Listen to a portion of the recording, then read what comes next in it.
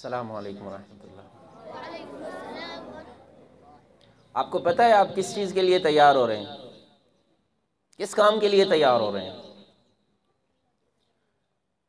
آپ نبی رحمت صلی اللہ تعالی علیہ وسلم کے وارث بننے کے لیے تیار ہو رہے ہیں۔ آپ کیا بننے جا رہے ہیں؟ نبوت کے وارث بننے جا رہے ہیں۔ میرے نبی صلی اللہ تعالی علیہ وسلم نے ارشاد فرمایا نا، العلماء ورثۃ الانبیاء، کہ یہ علماء جو ہیں یہی انبیاء کے وارث ہیں، اور آپ نبیوں کے وارث بننے جا رہے ہیں تو آپ کا جو اخلاق ہے وہ کیسا ہونا چاہیے؟ آپ کا رویہ کیسا ہونا چاہیے؟ آپ کا بول چال، اٹھنا بیٹھنا، آپ کا آنا جانا کیسا ہونا چاہیے؟ اور آپ کی محنت اور اپنے کام سے لگاؤ کیسا ہونا چاہیے؟ میرے نبی صلی اللہ تعالی علیہ وسلم نے جب اعلان نبوت فرمایا تو لوگ آپ کو روکنے آئے، ہمارے بتوں کو برا نہ کہا کریں۔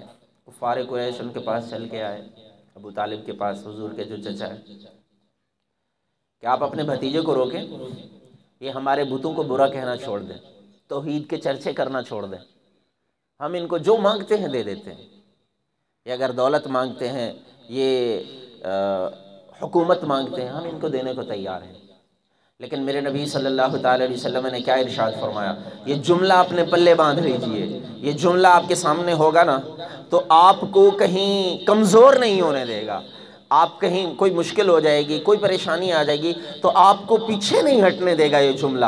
میرے نبی صلی اللہ تعالی علیہ وسلم نے یہ ارشاد فرمایا، مجھے دیکھیے، میرے نبی صلی اللہ علیہ وسلم نے فرمایا یہ کفار قریش سورج کو اٹھا کر میرے سیدھے ہاتھ پر رکھ دیں اور چاند کو اٹھا کر میرے الٹے ہاتھ پر رکھ دیں، یعنی اتنی تکلیفیں دیں، اتنی اذیتیں مجھے دیں، تب بھی میں اس کام سے پیچھے نہیں ہٹوں گا، میں اس کام سے پیچھے، یہ توحید اور رسالت کا یہ جو میں علم لے کر کے نکلا ہوں، یہ جو اللہ نے مجھے احکام دیے، یہ میں پہنچا کر ہی چھوڑوں گا، تبلیغ رسالت کا کام کر کے ہی چھوڑوں گا، پیچھے نہیں ہٹوں گا۔